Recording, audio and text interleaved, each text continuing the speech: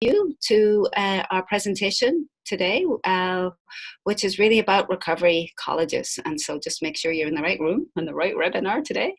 I think you've probably, if you've been with us before, you've probably seen many of these pictures before, but I just want to honor our mentor and amazing person who started off this platform, Dr. John Higginbottom. So he's really the founder of this advanced practice for British Columbia. Melanie is on the background as always, just doing lots of coordinating and helping us record and making sure that our technology is tickety-boo. So we thanks Melanie. We thanks Jordan as well, who's our technology support, who helped us build this platform. Jen, you've heard on the line before, and so just very grateful to Jen today, who helped us meet our new friends from Winnipeg and Manitoba, and we'll say a little bit more about our friends in a moment, but just say thanks to Jen for making that happen, and myself, Regina, on the line. So just you know who you're working with this morning. We believe we have approximately 85 people signed up for today's session, so that is really shows a strong interest, I think, in this topic. So thanks for spending your morning with us, and we hope that it's worthwhile. So just to let you know that this platform initially was funded by the Ministry of Health here in British Columbia. So just we acknowledge their leadership and appreciate their support. And also we just want to say a big thanks to everybody who does these webinars. And so they do it out of their grace of their heart, and just to say that there's no financial support for us to offer them, sadly, but we just couldn't do this work without their help and their heart. So thank you very much. To also let you know that we have about 56 archived webinars on our website, so please have a look. Hopefully they're good educational tools for you and your team, may provide an opportunity for you to have some conversation about different topics, such as theories, such as cognitive remediation, for example. We did a wonderful session with Jen's support too around the Wellness Recovery Action Planning. So a whole range of topics that hopefully are of interest to your team and may prompt further discussion and further application of best and promising practices within your area. Should you wish to present, maybe we have some new friends today because we have this great presentation from Manitoba. So should you wish to present for us, just send us an email, just let us know, and we'd be happy to work with you, these brave people today. So for some people, just doing this online work can be a little bit of a new experience for them, and for others, they're just very familiar, but we very much appreciate and will support you in any way to do your presentation if that's something you're willing to do. Our purpose as an advanced practice is really to think about how we transfer evidence-based knowledge to practice, and providing training and education, developing our own websites, resources, and really our aim is to really advance best and promising practices throughout the country, hopefully, but certainly we start off in British Columbia. And as a Douglas College staff, we just want to acknowledge the Kikwatlum and Kikwak First Nations, as well as all Coast Salish peoples on whose traditional and unceded territory we live, learn, play, and work today, and hopefully every day. So just want to make that acknowledgement. And after the webinar, in fact, on Monday, you'll receive an email just asking for some feedback. So of course, we really look at all that feedback with keen eye, and helps us just be better at what we do, and helps us to just get your feedback. So we really do value that time that you put into giving us some feedback. So a little shout out for that. So it is with great pleasure that we introduce our new friends. We have Glenna, we have Melanie, and we have Brad. And you can see that our topic today is to speak about recovery colleging as an emerging practice across Canada. And just to let you know that this work has just also been presented at a recent Canadian Mental Health Association conference. And I learned that tons of interest in this work. So just to say that it's not just about Manitoba, but also tremendous interest across the world, you'll learn. But yeah, so thanks to these great people for spending their morning with us. So Glenna is one of the team members who, oops, daisies, I've lost my slide deck. Oh, dearie me, come back. There you go. Who's a Thrive Recovery College, current partnership for recovery coordinated for Canadian Mental Health Association in Winnipeg and Manitoba. And then we have Melanie as well, who's program Coordinator, Canadian Mental Health Association in Winnipeg and Manitoba. And then we have Brad as well, a recovery coordinator at Thrive College. So we have three wonderful experts with us this morning, and we look forward to a wonderful presentation. I've seen the slides and I know that you'll really enjoy them.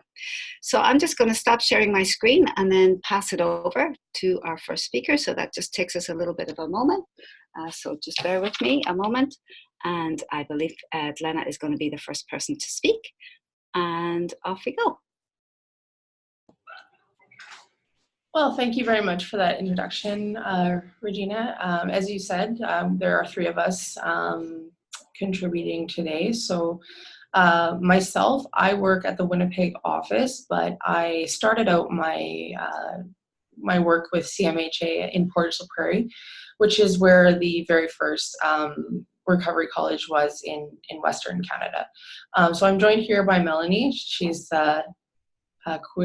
conveniently here with me in Winnipeg, but she typically works in Portage la Prairie, and Brad is someone that I worked with in Portage la Prairie as well. So Brad is the clubhouse coordinator, and Melanie is a program coordinator. And here in Winnipeg, I'm in the role of partnership for recovery coordinator.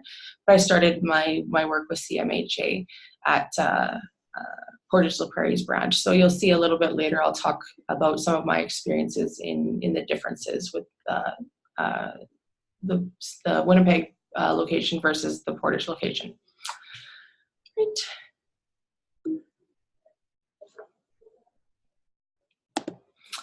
Okay, so just some of the learning objectives, things that I would like to achieve based on the interest that there has been around recovery colleges from folks that this idea is new to.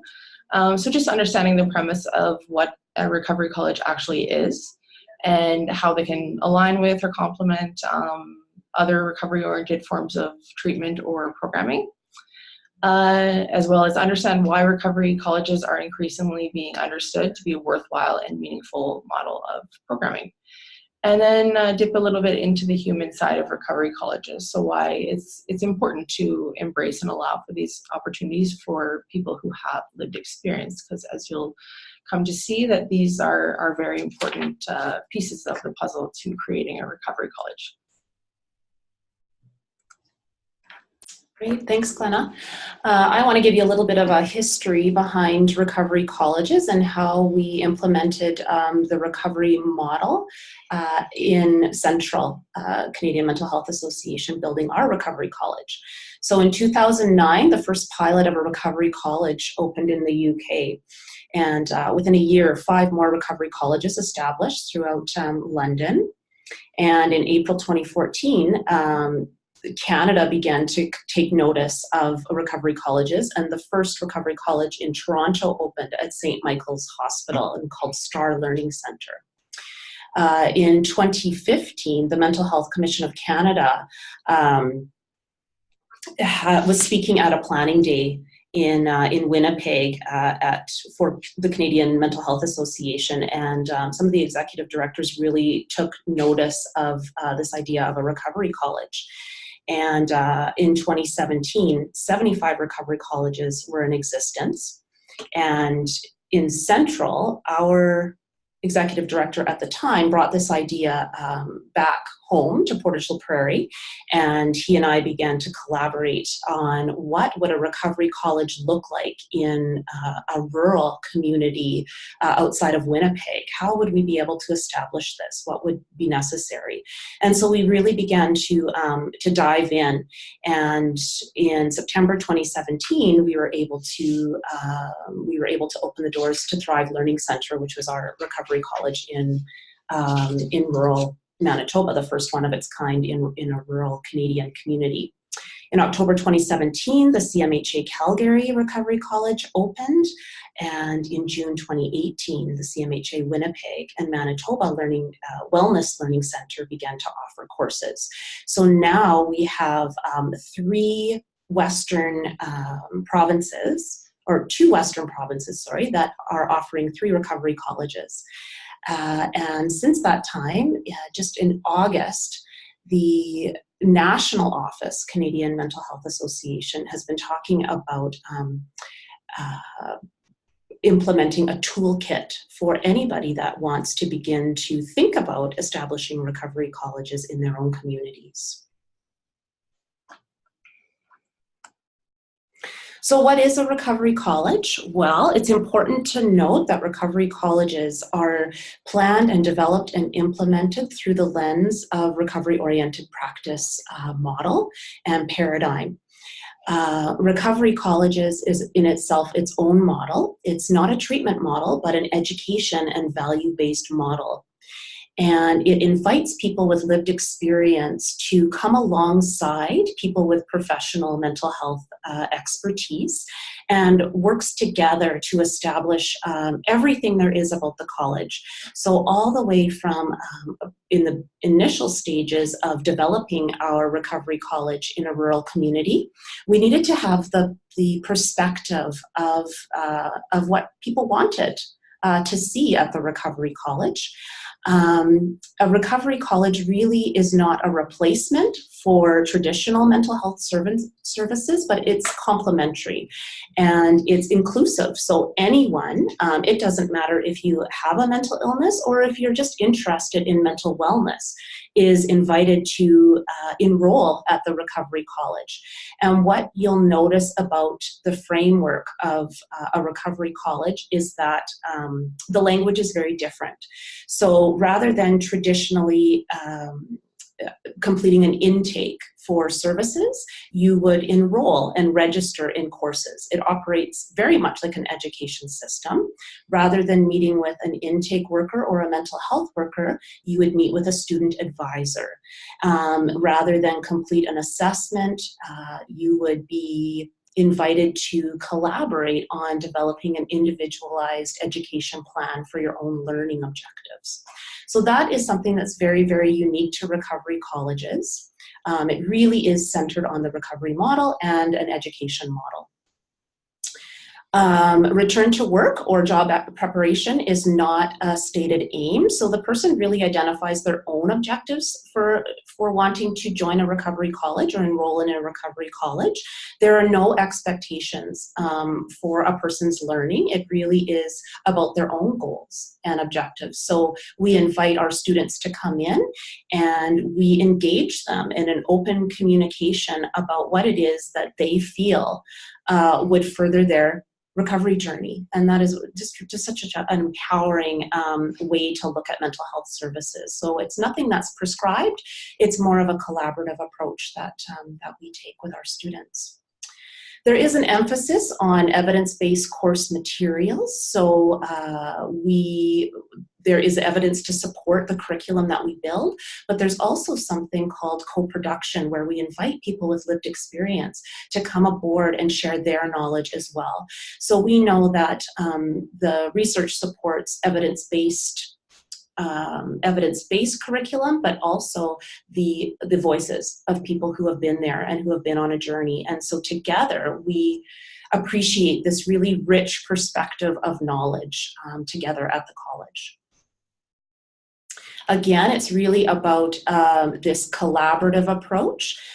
There's nothing hierarchical about it. So people are students, student advisors, and really this cooperative relationship that we engage in through all aspects of the recovery college. Yeah, and I just wanted to add before we move on that, that point about professional expertise working alongside lived experience, like what we have right here is a perfect example of that. Melanie is a clinician. She's a psychiatric nurse. Myself, I don't have that professional type training, but I consider myself a person with lived experience. So we're collaborating in this approach to provide, sharing knowledge. And, it may come from a personal sphere, it may come from a professional sphere, but that's all welcomed. One other aspect, just to elaborate on what Glenna is saying also, is that the recovery college model is for everyone, absolutely everyone in the community. So we all need to be cognizant and aware of our mental health. A lot of people, it's difficult for them to differentiate between mental illness and mental health. A person may have a mental illness and they may need supports, but everybody has mental wellness. And so the Recovery College is really about appreciating that and offering something for everyone on their journey of mental wellness. All right, so just a little bit of discussion about what this actually looks like on the part of the student and how we guide people along this process. So to begin with, we did a lot of promotion around getting the word out there that Thrive Learning Center, that's in Portage, Prairie, so that's CMHA Central Manitoba, to promote that this place was opening. This is what it is. It's a complement to mental health resources. This is a place for learning. So there's a variety of different channels that people learn about these different learning centers, and so it could be their worker, their rehab worker, it could be the website, mental health resource guide, or simply word of mouth. So this idea is spreading, obviously. Secondly, typically we have people make an appointment to meet with an advisor or student services coordinator. Those titles just differ from Portage to Winnipeg. It's not an absolute requirement. Some people can register strictly online, but we do like to create that connection and have maybe a one-on-one meeting with the students so they meet us and get a sense of what it looks like here if they're not familiar with the place. And when we meet, typically people will fill out an enrollment form, go over some expectations, very, basic sort of contract around respect and confidentiality. And then there's the option to fill out a learning plan. So I think that really draws on what Melanie is talking about, it being a more of a really strongly academic kind of atmosphere versus what you might do is a bunch of paperwork and assessment forms.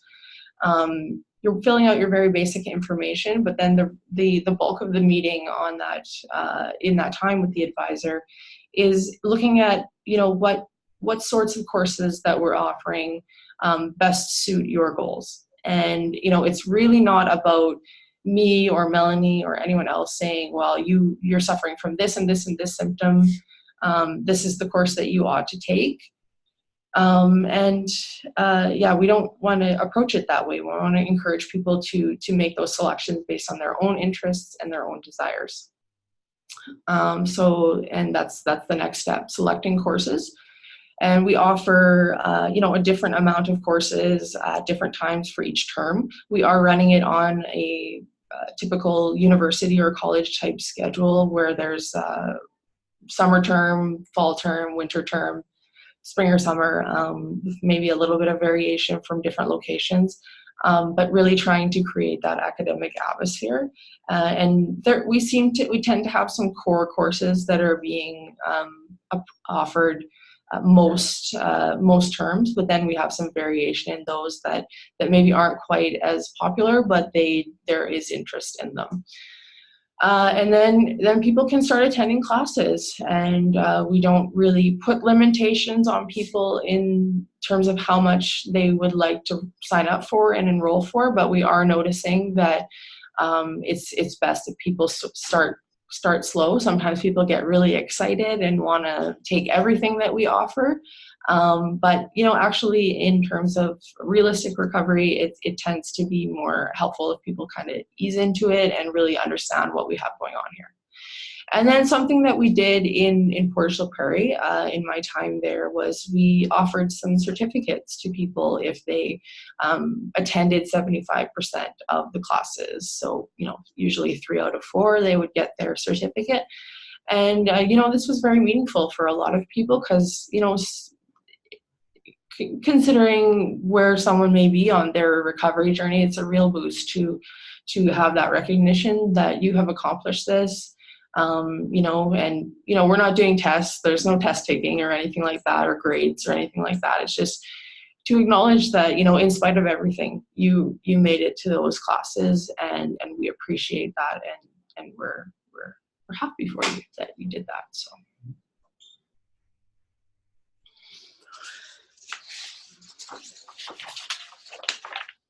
So as you can see from the pictures here, I created a little bit of a side-by-side comparison of the two sites that I have worked at. So as I said, I began my my career with CMHA at Portage, Prairie. So that's the rural side on the right side of the page, and there's a picture, an overview of Portage, Prairie there on the bottom right-hand side. And then on the left side is the urban, more urban atmosphere that I'm now working at as part of CMHA Winnipeg and Manitoba. So just to give you some context, Manitoba's largest city is Winnipeg.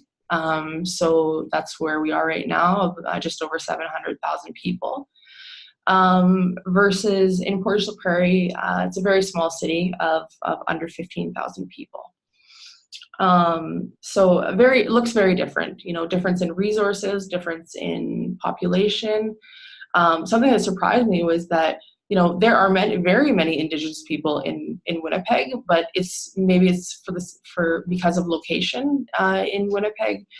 There's not as much enrollment of Indigenous students as in Portage Prairie. So that may be something that we are exploring, opening up a satellite campus in a more core section of Winnipeg, right where there's a lot of foot traffic and really some opportunity for growth there. So in Portage Prairie, we have a small pool of people, a few people doing a lot of things. And that started to include co-facilitation. So in the beginning, we didn't have a large pool of people to facilitate courses for us. So we really had to draw on the pool of 9 or 10 staff that we have at that small branch. Whereas in Winnipeg now, in the urban setting, where I'm working from now, we have strictly the recovery supports team doing co-facilitation. And because Winnipeg has been offering courses for a longer time, just not necessarily within the Learning Center framework, there was a larger pool of students to draw from and get started on the process of co-facilitation with people from the community, people with lived experience who aren't necessarily staff of CMHA. So because Thrive Learning Center, that's in Portage Prairie, the rural setting, because it was the first recovery college in Western Canada, there was a very strong emphasis on the name and branding of that as Thrive Learning Center. So Thrive Learning Center is becoming known as the first in Western Canada and the first within CMHA. But because of some national inclusion into this sort of recovery college game, Winnipeg hasn't had such a strong emphasis on branding because it appears as though there will be some national branding that will trickle down to hopefully or possibly to all future recovery colleges. So that's a potential area of growth. In the rural space, the classrooms were drawn from a drop-in center. So there's some photos that I'll have a little bit later on showing the space at Thrive Learning Center. Whereas in Winnipeg, it's strictly a classroom space because the location is larger and they don't have a drop-in center here in Winnipeg. And then Melanie's going to talk a little bit later about the graduate program that we developed based on some of the learning that came from the materials that we read about in the UK. So that's an opportunity for advancement within people who are interested in moving beyond being just students. Whereas in Winnipeg here, we haven't had a graduate program per se. We just have a much stronger emphasis on co-production. And I think that's just simply because we have more students. And so there's more people who we're able to draw on that have different gifts and different interests. So for that reason, the graduate program hasn't quite trickled over here. So really, what I want to emphasize here is there's no real cookie cutter, plan for creating a recovery college. Within the, recommendations that are coming out of the UK, they very strongly emphasize, build course content based on what your population needs and create what your folks need. So, if there are a ton of people who want to produce courses, why not? Why not have people starting on co-production? But it's going to look different everywhere, of course. Anything to add, Mel? Yeah, I think you're absolutely right, Glenna. We really talk a lot about contextual factors that influence what recovery colleges look like. For me, it was really about what the rural community needed, right? So we have different challenges that our rural community faces in comparison to some of the challenges that, say, an urban center might encounter. So yes, absolutely.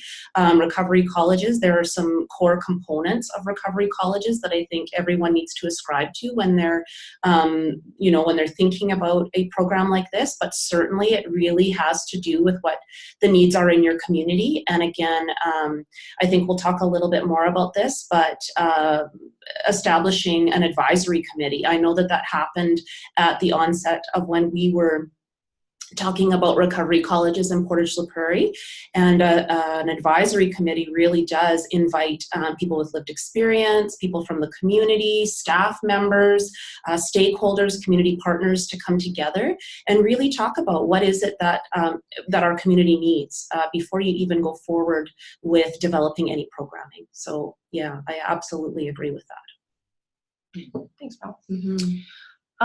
So I'm going to turn our attention over to Brad. Brad is going to talk about the differences in environment. And as I said, Brad is the clubhouse coordinator in Portage Prairie at CMHA Central Manitoba. So he really saw firsthand the transition between the space being strictly a clubhouse towards a recovery college and a clubhouse sharing the same space. So can we head over to Brad now? Yeah, I'm here. I take it you can hear me? I can hear you, Brad. Okay. I've just lost all the slides though. Oh dear. Oh no. I've got you guys on my screen. Sorry.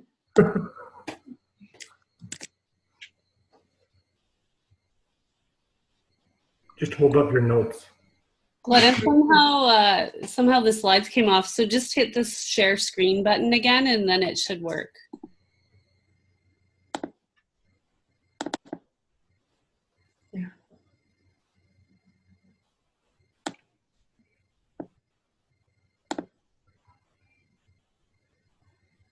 Okay, can you see that, Brad? Okay, yeah, I can see it now. Okay. Okay, good day everyone. I'm Brad here over at Portage Prairie. And yeah, I was here when it was just a clubhouse. And I think I'll go through the clubhouse side first because it's been such a big change. But with the clubhouse, as you can see on there, we usually keep attendance. It's done on their voluntary. I mean, we don't tell them they have to, but we kind of need that for when it comes to funding, coffee and things. But and we provide coffee, try to provide a safe place. It's intended for adults. There is some guidelines for behavior, like no swearing and, just trying to keep what would be that word? As civil as possible, I guess. Just support from the peers, supervised by a coordinator, which was myself. Volunteers and staff contribute to tasks. It's a walk-in situation. Open hours during the weekdays and events scheduled periodically, and occasional workshops and presentations. So that's what we had when I first came. There wasn't a lot of, I guess they were getting maybe a little tired of it, so there wasn't really a lot of learning of anything going on there. So when Jordan Friesen, he told me about this recovery college, it really sparked my interest because I've been waiting for something like this for over 30 years.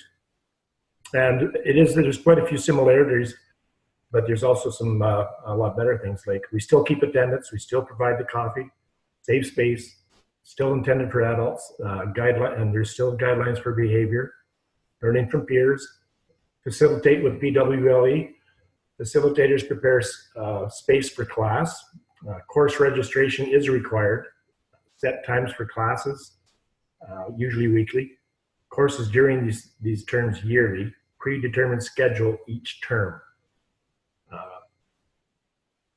Okay, the purpose, I just seen a question come up there. The purpose of ensuring that attendance is taken, for us, like we depend on donations, and then of course we get funded by different places. But for us, it's just more or less to let people know how many people are coming through here through the day. And when I first came here, there was anywhere from 50 to 75 coming through here every day.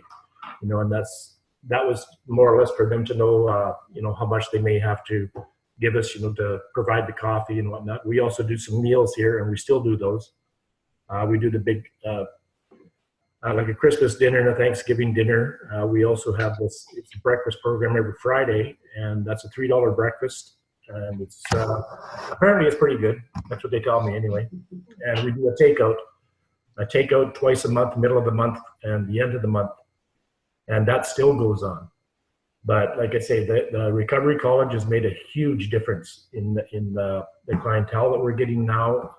People are actually starting to take these courses, and they really like them. I like them. I mean, they help me myself, which maybe you'll find out a little bit later about myself, because I'll be doing one other slide. Other than that, I don't know what else to tell you, because I think she set this up pretty good. But again, any questions, you can let me know and as we go along. And I guess maybe now I should be giving it back to you, Glenna. Is that what I'm supposed to do? Sure. Okay, so I got to do this.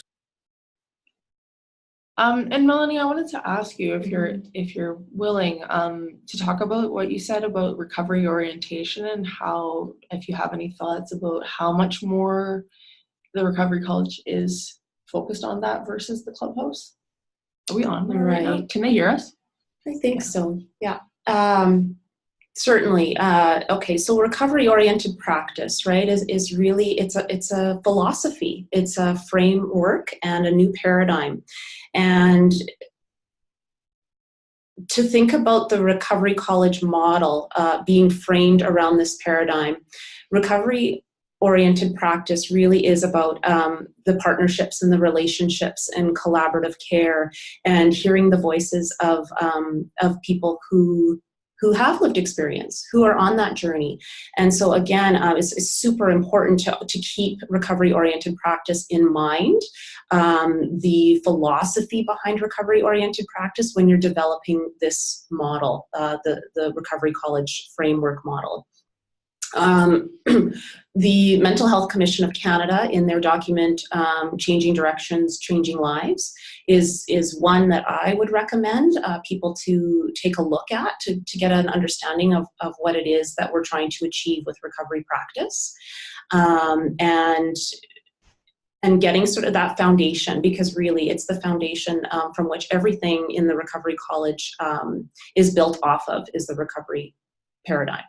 So some of the core components of the Recovery College that people need to keep in mind are that it's inclusive, right? So anybody between the ages of 16 to 116 can join a recovery college and enroll in a recovery college.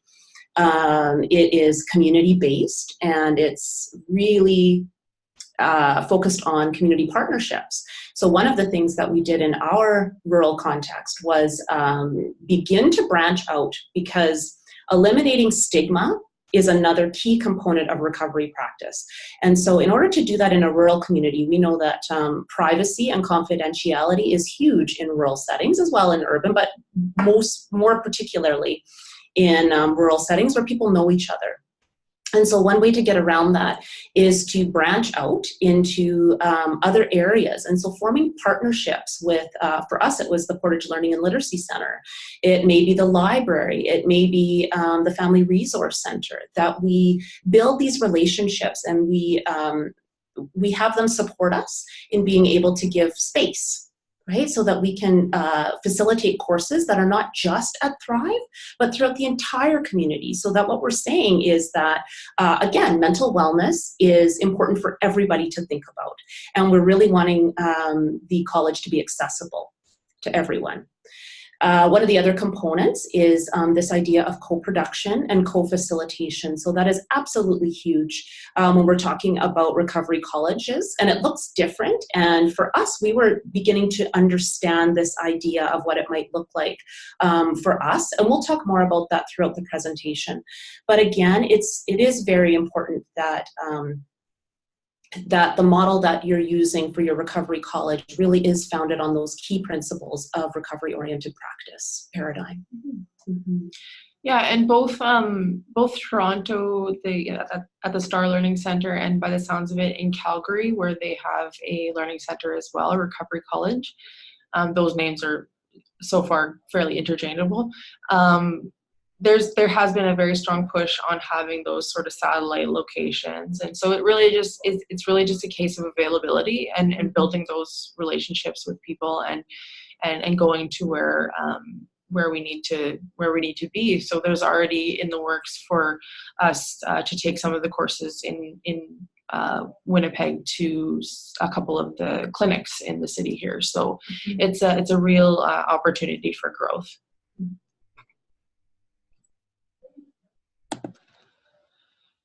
So just some highlights of what this actually looks like.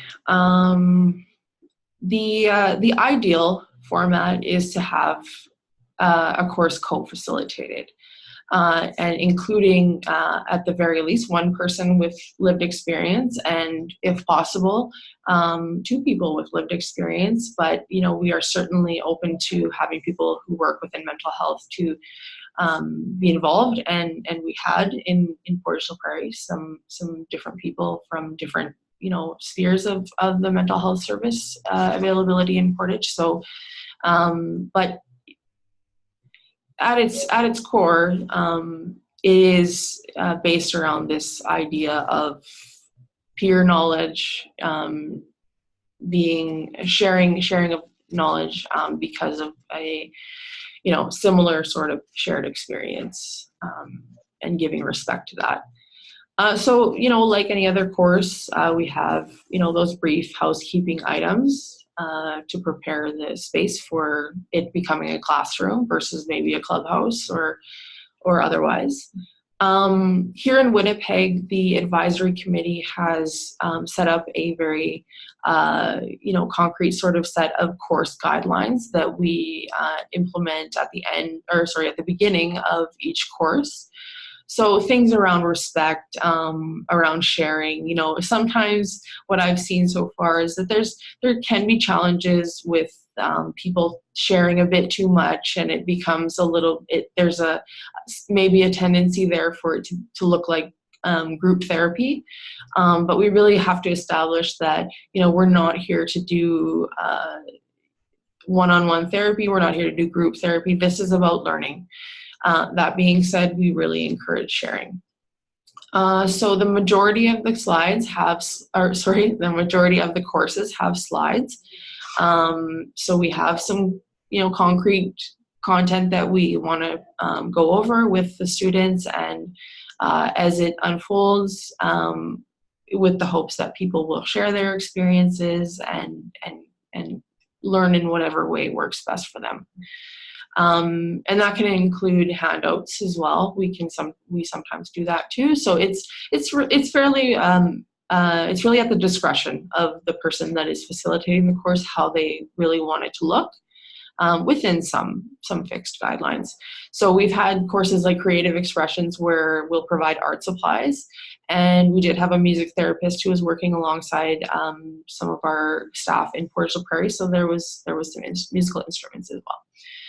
Icebreakers, activities, homework, and the response to them is varied at times, but definitely keeping along with that educational sort of framework. Grounding meditation at the class end. So that's something that the advisory committee here in Winnipeg decided upon, that they think that that's a really helpful thing to have in all classes. So we're working towards implementing, always having a short grounding meditation at the end of class to help people with their transition from classroom back into the real world, shall we say. And sharing is encouraged and not required. So, we recognize that people have different personalities. People have different, they're at different points in their recovery journey, and whether they want to share their knowledge or their experience is really at their own discretion. Sort of that rap emphasis on you're the expert on yourself. We don't really push people to share, but we always are asking people for their input. So some of the subjects that we have come up with, and this is within both Winnipeg or Portage, Prairie. So Taming Anger is a course that Melanie created quite some time ago that we have offered, I believe, at every term since its first creation, because it's had a very good response. And so, as I said, Melanie is a clinician, so she used quite a strong DBT sort of framework around the creation of Taming Anger, but that's not required. We don't need people to have any particular therapeutic input or framework to create a course, but acknowledging that that's okay too, right? We don't need to shy away from using very valuable materials if they're available. Insights into anxiety. That's a course that is in the works right now. We had Understanding Anxiety in Portage Prairie, and now Insights into Anxiety is the name here in Winnipeg. So we've done a really good job of sharing materials between Winnipeg and Portage to get these places going, but with no expectation that there's a fixed formula for either place, because they are very different. Understanding Depression, that's another one that's usually offered every term. Being Kind to Yourself, that's a course around self-compassion. Creative Expressions is usually very popular, and it looks different in Winnipeg versus Portage. We have different staff here that have different things to offer. So whether it's making dream catchers, or making Indigenous painting, or music, or poetry, I mean, it really is there are endless possibilities. First Nation 7 teaching. So that's was one where we were really drawing on the availability of some elders in Portage Prairie to give some knowledge to the folks at the Learning Center there. So we do encourage bringing in people with different viewpoints, different expertise from the community. Telling your story. So that one probably is along the lines of what Mel was talking about with challenging the stigma. So encouraging people to address the challenges of being able to actually talk about what you've been through, but enabling people to do so when they're ready.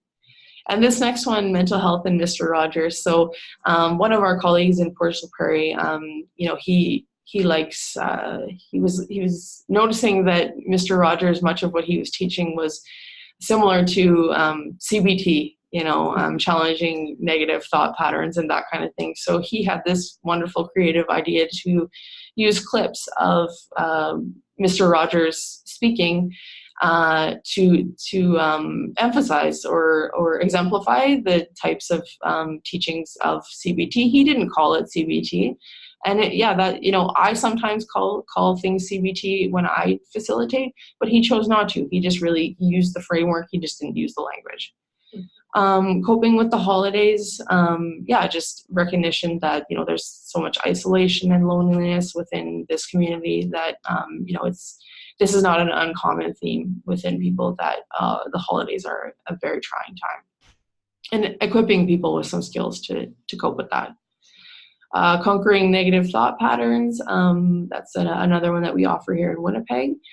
Making connections, so again, challenging that isolation that is so often characteristic of people with mental illness, so providing some exploration into why that's such a challenge. And then, as I'm told, Brad will be offering RAP this term in Portage Prairie. So that's the Wellness Recovery Action Plan, as I'm sure most of you know. And of course, Living Life to the Full. So a few of our staff have been trained as facilitators. So I think typically that course is offered at a cost. But we got into the groove of not charging people for it in Portage Prairie. So we're looking at different options around, whether we want to charge people for these things or not. Anything to add, Mel? Yeah, I just wanted to add that, in keeping aligned with the framework of an education model, all of these courses, when we created them, we put them in a course prospectus or a course workbook so that people really had something in their hands, a course calendar, much like what you would see at a college or a university. And the registration guide was also something that was created so that people had something to really take a look at and put together a schedule and fill their day. Yeah. I wanted to make a quick point on your coping with the holidays, and you mentioned that. I was just at a conference in Montreal where we presented on recovery colleges, and the number one course that is filled up across all three is coping with the holidays. So just to let you know how important it is for people to have those skills. Thanks, Mel. So right now we're looking at the graduate program, and this is something that is unique to the Thrive Learning Center, our rural recovery college. When we were planning and developing what the whole framework would look like for us, it was really important for me to think about what does it mean to go from being a student, taking courses, and then what's the next stage? And what I really wanted to do was to incorporate this transition from being a student into starting to co-produce, co-facilitate. And so what we did was we created a graduate program, much like what you would see at a university, where when you are taking your 20 credit hours of coursework, you would be considered an undergraduate student. And then once you're finished up with your 20 credit hours, you would move into the graduate program. And that would mean that you would be eligible to complete our facilitators workshop. And the facilitators workshop is a 4 to 6 session workshop where we equip students with the skills that they need in order to start to think about becoming facilitators, co-facilitators in this co-production type of a model that we have at the Recovery College. Once students are completed their 20 credit hours of co-production, or co-facilitating, then they would start to talk about, developing their own course that they felt that they'd like to see reflected at the college. So that's really what the graduate program is. It's unique to Thrive Learning Center. I'm not sure if they have the graduate program in Winnipeg. I know that Calgary looks at their progression through the Recovery College a little bit differently. They have peer support workers and other ways that they acknowledge people's journey through Recovery College, but this is what we've done at Thrive Learning Center. Mm-hmm.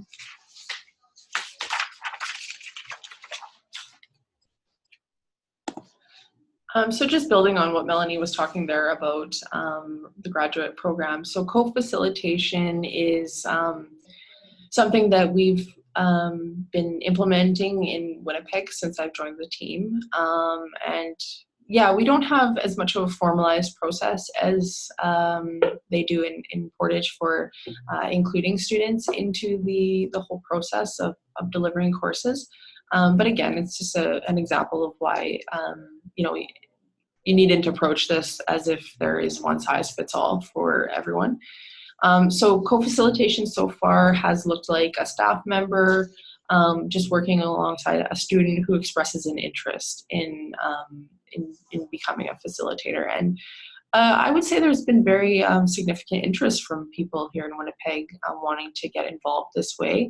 It seems to be a worthwhile challenge that people want to take on. So this is an ongoing challenge for us to understand how exactly these rules play out. We've had some challenges so far with the blurring the lines between co-facilitation and co-production. And I'll talk a little bit later about, just after this, about co-production.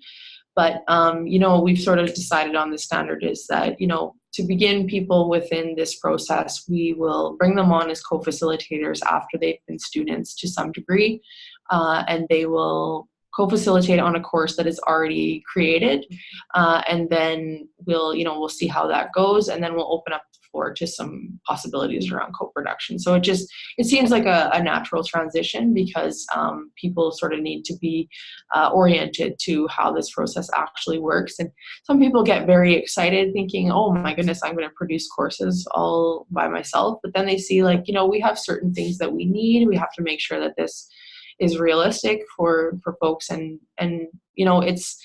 it's a drawing the lines between, the professional and the peer, of knowing, okay, well, this is feasible and this isn't. So it looks different as time goes on, and we're learning, certainly. Meeting in advance and prepare. So we offer the course materials to the student who's interested in participating, and, decide you'll do which slide, I'll do that slide, which activity, which brainstorm, whatever. So just, it's very much flexible based on the desires of the students and our needs. And we try to create a relaxing, supportive space. So we want to see people do this, right? This is something that people get a lot of satisfaction out of. I certainly get tons of satisfaction out of facilitating and co-facilitating. So we encourage people, and we put it out there that this is something that's available to you if you're interested. And the response has been very good. And there are certainly lots of strengths to draw on. People have so much to share in unimaginable ways, really, because there's so much that people have to offer that we don't know of if we're the ones speaking at them.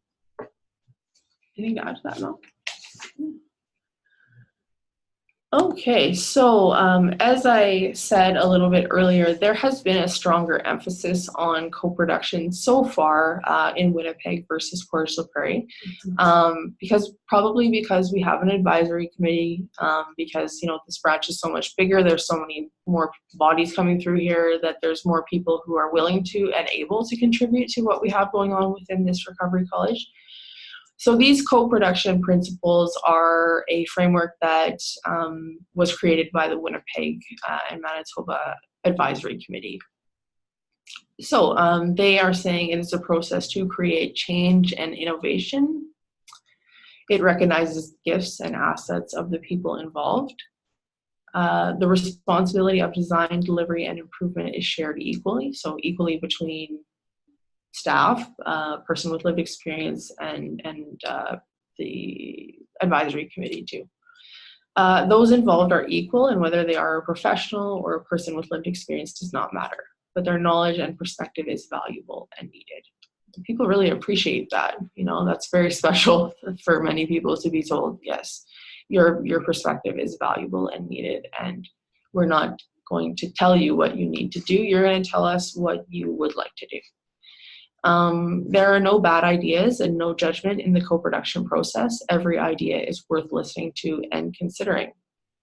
So that being said, it's not the speediest process for sure. Right now the advisory committee in Winnipeg is sort of reviewing a course that has been selected from Portage Prairie to try and make it into an appropriate course for our population. And people have their opinions. It takes time. There's input. There's modifications and all that. But there's recognition here is that we are valuing this, and it is definitely worthwhile.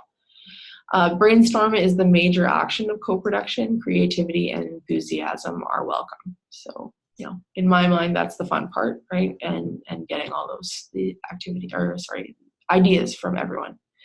And finally, decisions will be made by consensus. When consensus cannot be achieved, then CMHA leadership input will be requested. So, it plays out very differently in different situations.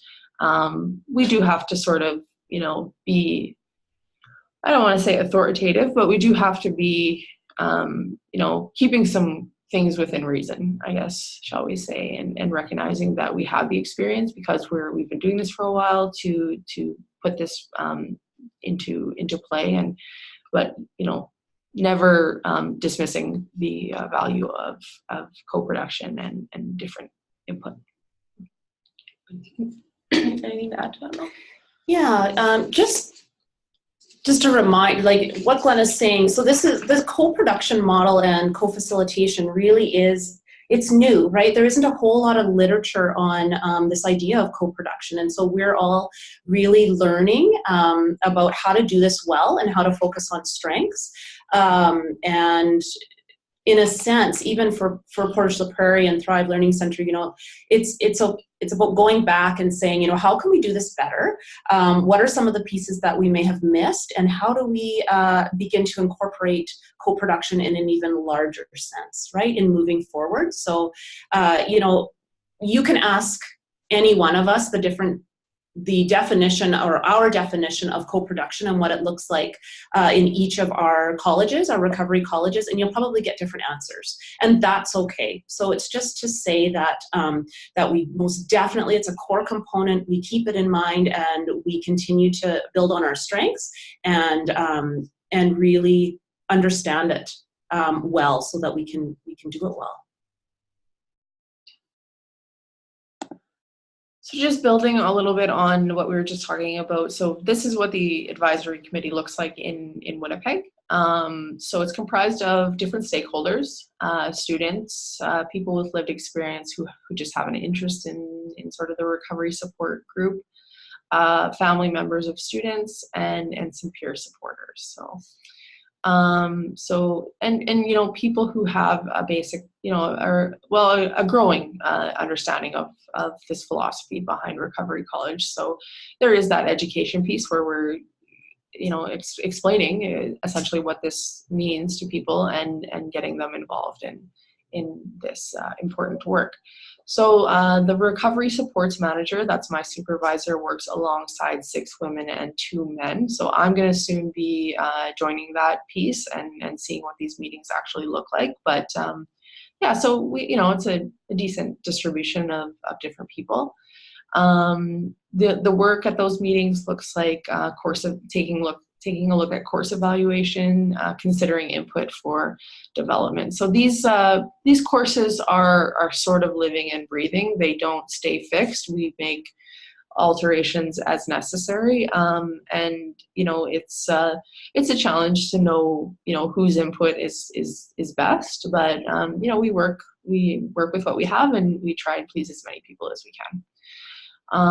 So as I said, making improvements, creating course guidelines, those are, I touched on that earlier. So sort of that framework for behavior that we hope that people will follow while they're in the classroom. Consider new topics, certainly no shortage of ideas from different people about topics that they would like to see. So we sometimes have to rein it in a little bit and see, okay, this is what we want. And the advisory committee has been very key on that. And so it just looks like a meeting once a month for them to work on that. So some of the benefits of a recovery college, and this is a list that I came up with, and it occurred to me recently that this isn't an overly academic list. This is the list that I came up with based on my everyday experience of working in a recovery college. So I have provided some sources at the very end for people who are more interested in that literature that's out there, and maybe Mel can add on that too. So first and foremost, for me, the recovery college is fun. I don't particularly like going to talk to therapists. You know, I've met some very kind, wonderful people who are therapists, and but I like school. You know, school has always been a place for me where I felt I could achieve if I applied myself. And you know, I think that's my sense of fun, and I don't know if it applies to everyone, but I feel really very satisfied when I'm engaging with people as a facilitator. And seeing people grow, that's so satisfying.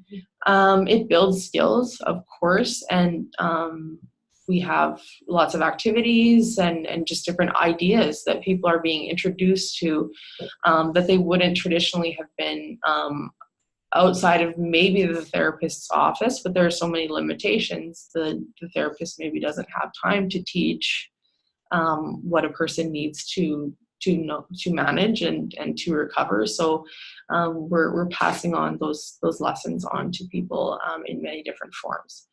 It's person-centered, so I mean, that's from the very beginning. We're not going out into the community saying you need a recovery college.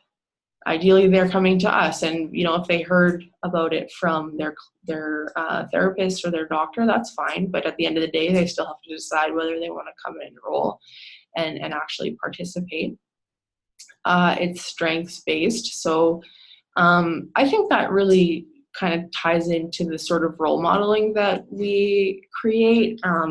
I like to tell people that I used to be a client of CMHA, and then I became a volunteer, and now I work here, and now I facilitate here. And, it's like there are lots of strengths that can be built upon to work towards, a more healthy point in your recovery. So showing people that, there are so many abilities within all of us. Builds connections. Certainly see friendships being formed within the classroom all the time. Diversity in students and interests. Incredible the amount of diversity that exists in what people can contribute and share with one another. And, that being said, there's so much shared experience at the same time. Involvement from families and caregivers. So you really see people coming out and recognizing that there's maybe a deficit within their family or their circle of friends in how to deal with someone that they care for with a mental illness, and that there is a sphere here where they can learn. And it challenges preconceived notions of what school looks like. So many of the students that I'm working with, they don't maybe look, talk, or act like my fellow students in university. Most of them don't seem to like this idea of school, first and foremost, because they probably had all kinds of potentially negative experiences. But, if you simply say to people, well, there are no tests, right? This is here for you. This is for your benefit. You do it. You put into it, what you're able to at this stage of your recovery and based on your experiences. And they really seem to respond to that. Anything to add? Yeah, a couple of other benefits, just thinking from a recovery-oriented practice principle framework. So we did talk about the reduction of stigma, and it's absolutely huge. I think that is an essential benefits of Recovery College, is that it's for everyone. Like I said, anyone working on their mental wellness, and we all need to be cognizant of that and care about what we're doing each and every day to take care of ourselves that way. One of the other benefits is that people on their recovery journey, they can recover despite experiencing mental health symptoms. And that is something that is really important to think about. Is it doesn't matter if you're living, with symptoms of a mental illness or struggling, you can still experience recovery and you can still thrive in your recovery. And so that is a benefit of recovery, is that mindset that, we're all on a journey. And it's important, right? That people understand that they're not discriminated against because they have a mental illness or experiencing symptoms at any given time.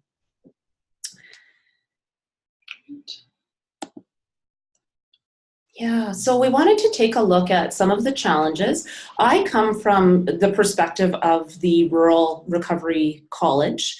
And so the perspectives that I will talk about aren't necessarily unique solely to rural. They're certainly experienced in urban as well, but definitely that stigma piece of people wanting to have their privacy and their confidentiality respected. And so trying to get around that, we really looked at, again, using our community partnerships to expand out and create satellite campuses.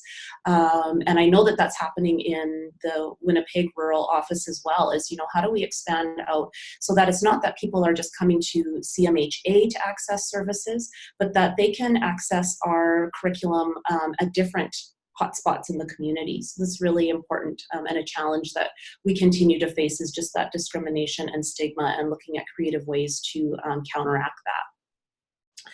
Wide range of literacy levels, so looking at creating our programming so that it can really speak to anybody that is coming to our courses. When people meet a student advisor or a student services coordinator at the onset of their journey, we really try to look at materials that will meet their needs. And so they will give us an idea of what their goals are, and then we look at adapting or trying to fit our curriculum to meet the needs of people. So it's really important that we look at how we can accommodate and make things accessible. Defining co-production versus co-facilitation, Glenna really did a great job at talking about that and some of the challenges. I know that we're still looking at language around that and how to do that practically, what makes sense. Establishing these advisory committees, and it's a slower process. It really is, and it's okay, like I said, to go back and take a look and refine and be creative and ensure that we're following best practice when it comes to co-production and co-facilitation. Defining expectations and benchmarks for graduate students. So again, what does it mean when you've completed your courses and you're on that journey? How do we ensure that we have given you the tools so that you're successful? Because we don't want anyone to go through the program and then not be successful, not feeling like that they've had success at the end of it if co-production and co-facilitation is a goal of theirs. So again, looking at that very unique perspective that each person needs an individual plan, but also keeping the standards of the college at the forefront as well. Capturing different strengths. Glenna talked about, there's no shortage of different ideas and topics that come forward, and capitalizing on the different strengths in the community and people with lived experience. And it's just ensuring that, I guess the challenge is ensuring that everybody has the voice, at least has been heard. It may not necessarily mean that we use all of those ideas, but being very respectful of people that come forward and have ideas to share, and validating those ideas that they are important and they're part of, they're part of a person's journey. Limited research to support the development of recovery colleges, right? We're just beginning to understand recovery college model and learning, and so certainly we need more literature, more research, and that is something that our team at Thrive Learning Center is working on. And so we have a primary researcher out of the University of British Columbia, and an assistant researcher who is we began to collect data, a mixed methods approach, quantitative and qualitative measures to understand and understand the outcomes of the recovery college. And so now we're just in the stages of analyzing that research to get a better idea of outcome and how we can improve and contribute to that knowledge base. Attendance in some cases, so attrition, you do get a certain amount of attrition with students not attending classes, and I know that in Winnipeg, there may not be Winnipeg, maybe Calgary, they had talked about contacting students and reaching out when they haven't attended a course, and really sort of just feeling out, what's happening here, what can we do better, what challenges are you facing, how can we come alongside you to have you attend or meet your goals that you've identified at the beginning. And so we're still working on that at Thrive Learning Center, how to do that better, how to improve that, our attendance. Transition difficulties because of a shared space. So certainly when we started off in Portage, Prairie, and we were transitioning from a drop-in center to the recovery college, it was a challenge. It's a cultural challenge. It's a cultural shift, right? People, they have their routines, their structures established. They're meeting with each other. They're connecting at their drop-in center, right? And we're coming in with these ideas about changing it into an education center. And so the way to do that well, and how we really tried to manage that challenge, was conversation and relationship, right? Really coming alongside people who were attending the drop-in and saying, what would you think if courses were offered here? What would that look like? What do you think about that? What would you like to see?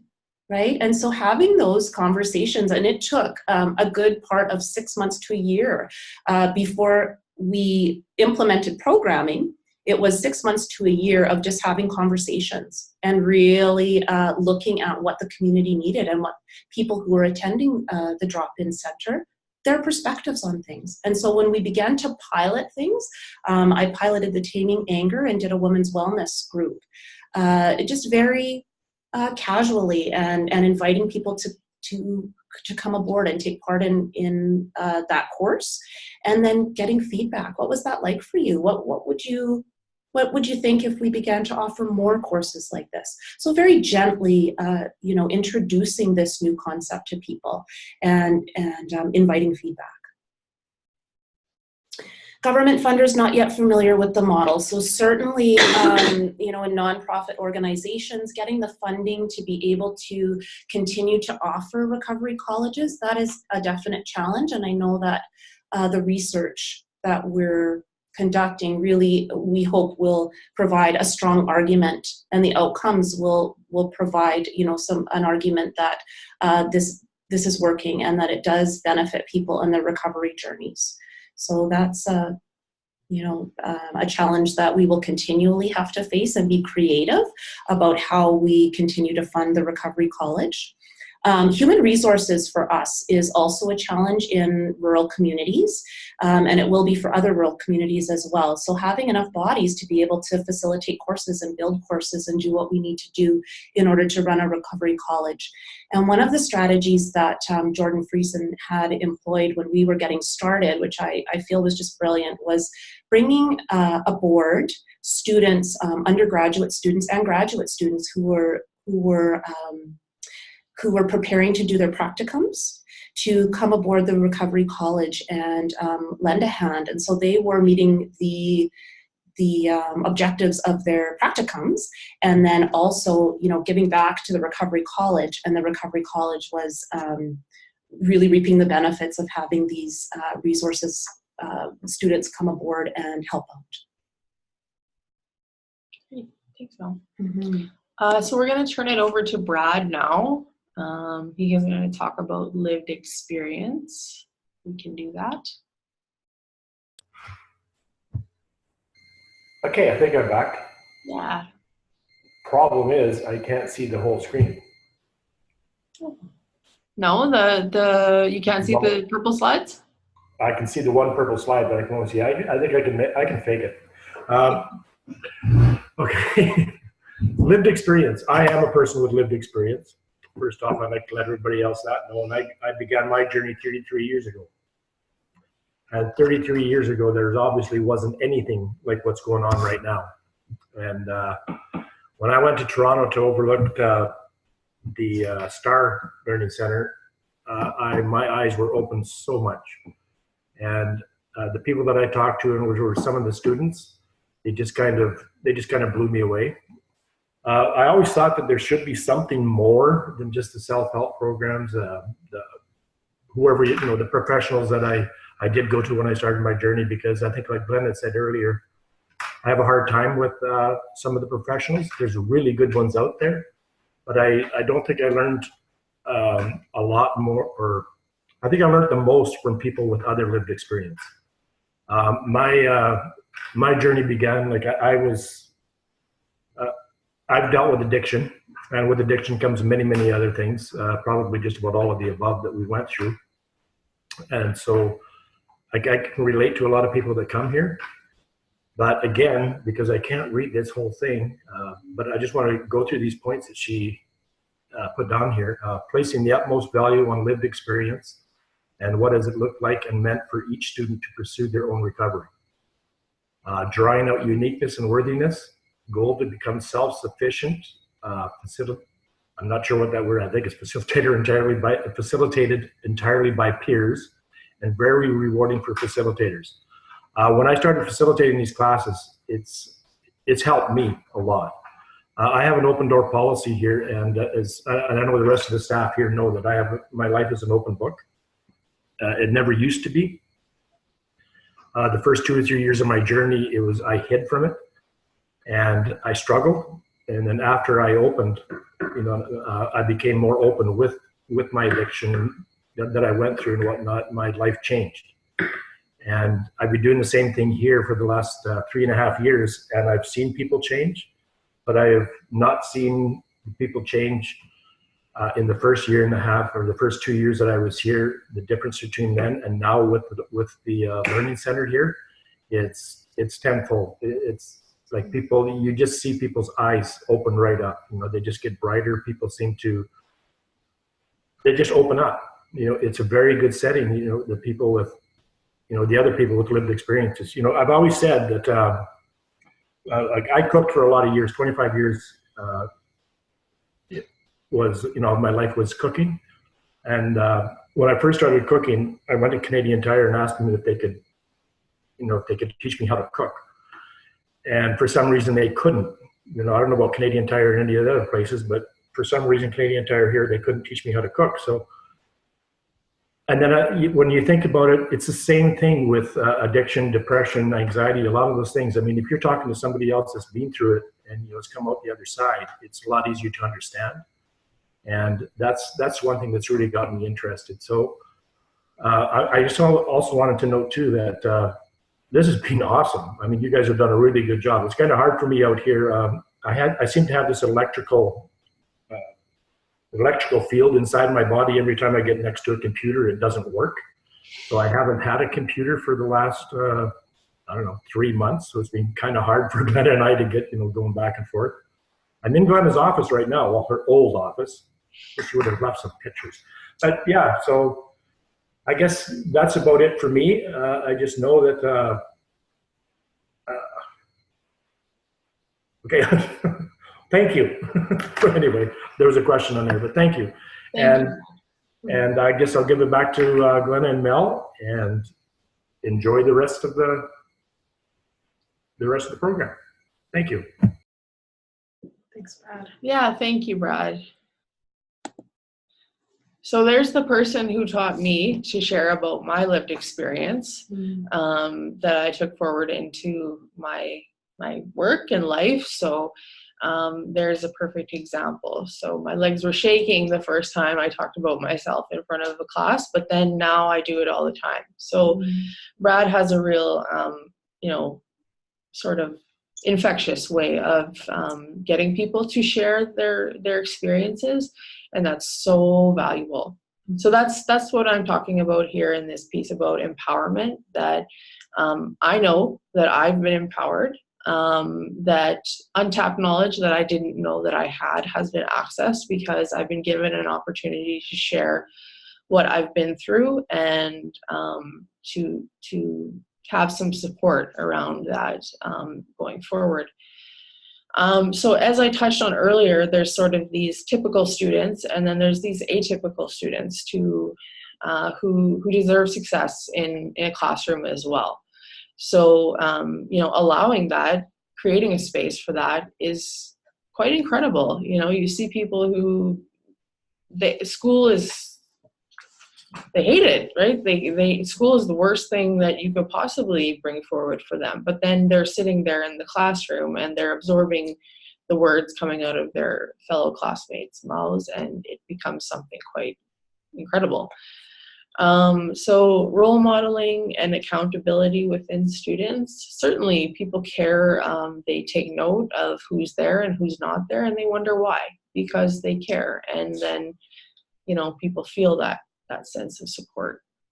It enables input from everyone. You know, I've had people who were so quiet in the very beginning, and then a few months later, not classes later, but months later, they decide to start talking, and then, oh my goodness, like that person is sharing every class now. So it's, you know, they see that their peers are doing it, so why not me? Which is exactly what happened for me with Brad, is that I saw Brad can connect with these people so magnificently, why not me? So I will share my story as well. And then equal importance placed on professional expertise and lived experience. So it's never our intention to step on the toes of anybody who has any clinical expertise.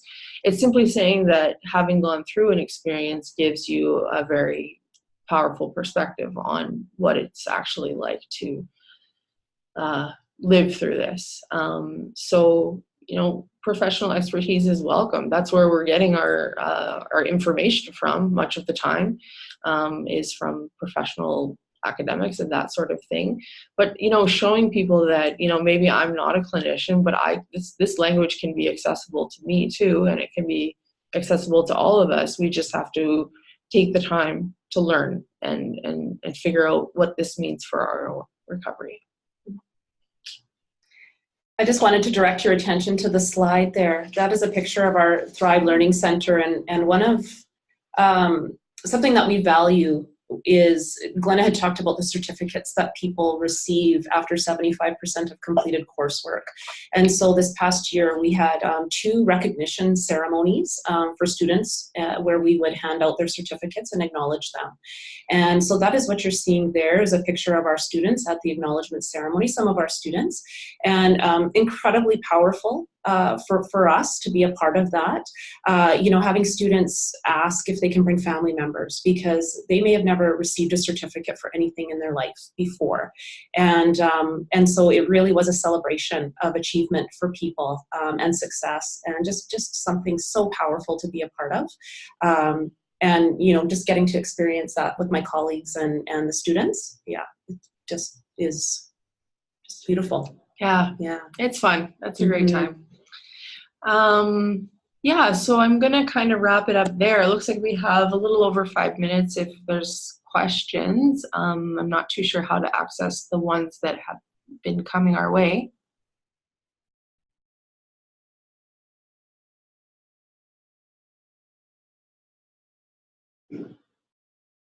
Oh, sorry, that took me a little minute to unmute myself. I apologize.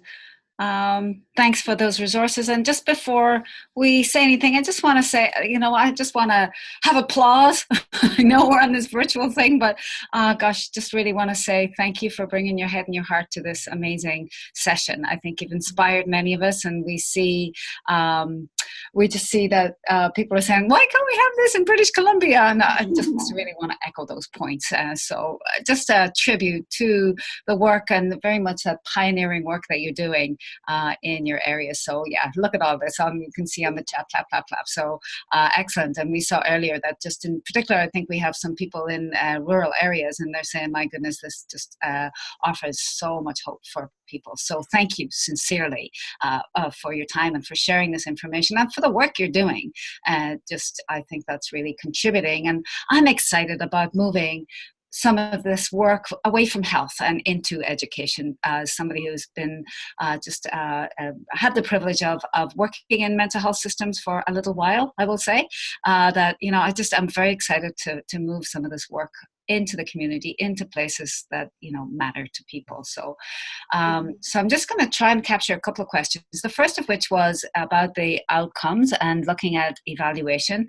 And this is coming from a person who's clearly very familiar with recovery colleges in the early days, and mentioned that they'd been familiar with them for 4 years. And so I guess just from that situated perspective, they're wondering about outcomes, as am I. And I'm also wondering about the cost and so many wonders, but maybe we could just begin with that, just thinking about outcomes, please.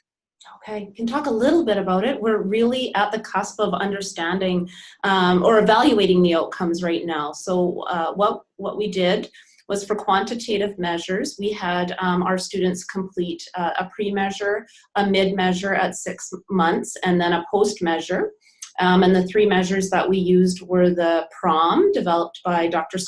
Skye Barbic, and we also used the recovery and quality of life measurement tool, and then we used a wellness status form, which is made up of 3 other measures. And so we are looking at now just beginning to analyze that data. So I don't have outcomes for you yet. Just looking at it, our 1-year pilot started in September 2017, and so we ended off the 6 months in August, and so that's what we're looking at right now, is what the outcomes are. And I do know that the focus groups for our qualitative measures will begin in November 2018. So next month we're looking at conducting the interviews for our focus groups. So we are very familiar with Dr. Barbic and very grateful she's done some presentations for us as well, and a good colleague here in BC. So just delighted that that work is moving ahead. And as we look at the literature, just in preparation for this, just looking at the literature, there's some good stuff that's beginning to happen, but so nice to see some Canadian content, and we can read that and just celebrate our friends in Manitoba doing this great work. So that just feels really good. But I guess in essence, your response is that the outcomes, we're just beginning to do that work. Yes. Because we're just trying to really get this stuff off the ground as well. Absolutely. Something that I was curious about as well, I just think from my reading is just, it seems that recovery colleges are not intended to be a replacement for a college. And I'm just curious about what are we seeing about movement, and it's probably too early to begin to really understand that. But I think that what I hear your team say is that we're moving from a place of a clubhouse model to perhaps introducing more of a recovery college model. And I'm just curious, like, what are we seeing from the wonderful presenters that we've had today? Brad and Glenna, I get this sense of passion from people that it's really beginning to open some doors for people, to begin for receiving services in some respects, to really begin to be these experts who are leading the way for us. We acknowledge and appreciate that. I'm wondering as well, are people moving to work? Are they moving to school? Or is it too early to think about that? I'd have to probably approach that on a case-by-case basis, right, based on my knowledge of the people that I'm working closely with. But I mean, if I can give you a bit of an anecdote, there's a student that Melanie and I both worked with at length over the last year, who has since been hired for the position that I left in Portage to come to Winnipeg. So, certainly people I met are like, they're getting back into the workforce. As Melanie said, it's not necessarily the stated aim, because we don't really want to push that onto people, because there's all different value sets around that. But certainly, and for myself, right? Like I'm doing a different type of job. I was at a much earlier place in my recovery when I started in Portage than where I am now. So this is certainly something that really does help people to recognize their own gifts. And the facilitation course is quite powerful in that regard, because we had people, I get to create a course based on what I want to see taught in this place. And then they get up there and they're presenting on it, and they're seeing that they do just fine despite all of their nervousness about it. So I don't know if that answers your question. Yeah, I think so, for sure. I'm also aware that I think it's just we're at time. I have a request, if it's okay for you, maybe just to type in, if you're willing to, all three of you, maybe a contact email. So we're having comments like saying, we realize that this material is individualized, but certainly has resonance with lots of people's experience. One person asking for mentorship. So a big thank you and kudos to everybody for this awesome webinar, and other people just saying, would any chance that we could pick a brain, I guess. So if you're agreeable to do that, maybe just before we end, if it's okay to ask you to just pop in your email in the chat box, if you don't mind doing that, we'd appreciate that. Please know for people on the line that with Jen and Manny's good help, we'll have this work on our website, hopefully within the next week or so, so you can access the materials. And I see in front of us a really nice reading list here as well. Thank you very much for that email and your willingness to provide ongoing support for us. And just a last question, I'm just curious about, just in terms of the people that we're speaking about, how many people do you think maybe just cumulatively in both sites are accessing this kind of service? I'm just curious. A ballpark, it doesn't have to be. Yeah. So I can tell you that when we started, when we launched, and up until July of 2018, we had over 80 people register for courses at Thrive. That's incredible. Yeah, And for the most part, they sounds like they're free of cost, and they are yes, supported by Canadian Mental Health Association. absolutely. That was one of the things that was really important to us, was that all of our courses and workshops be delivered free and without wait list. So everybody is welcome. Wow, that's pretty wild. Yeah. So what I see is that I see some people just offering emails, but I guess I'm really asking for our panelists to provide theirs, and then please just feel free to contact them directly, because otherwise we don't want to miss you in any way. So I see other people have just left an email, and part of our commitment to confidentiality is that we don't really try and mention people's names, and so this chat disappears. So on the recording you will not see this chat, but just trying to maintain people's confidentiality. But just once people have your contact details, then they can contact you directly. And if you get stuck and you lose it, just maybe send one of us an email and we can put you in touch with people. That's not a problem, but just to make sure that you get the good people. Oh, you're not sure if the presenters have accessed the chat. That comes from Jen. Thank you. I assume we do. Alrighty, so we'll just spend that last minute or so just doing that. And thank you again to Glenna, to Melanie, and to Brad for your wonderful presentations. I also want to commend you for living your values, just having people who've been involved in this at every stage present. That's something that I truly value. And you guys just did that today, just having representing that partnership, which you say is very valuable for people with lived experience, and not that it's a dichotomy. Sometimes those of us with who are people delivering services may have lived experience as well, but just representing that partnership. So I just want to commend you on that. So we'll just look for that